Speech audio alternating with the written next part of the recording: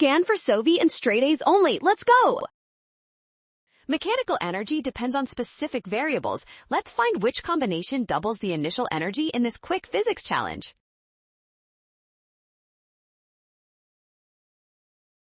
The total mechanical energy of a spring block system is calculated using the formula 1/2 times the spring constant times the square of the initial compression distance from the relaxed length. The mass of the block does not affect the total mechanical energy at all, so we can ignore that variable entirely while we evaluate which of these given options is correct. Initially, energy equals 1/2 K0 x0 squared. Plugging in option B values gives exactly twice that original energy. You nailed this physics problem.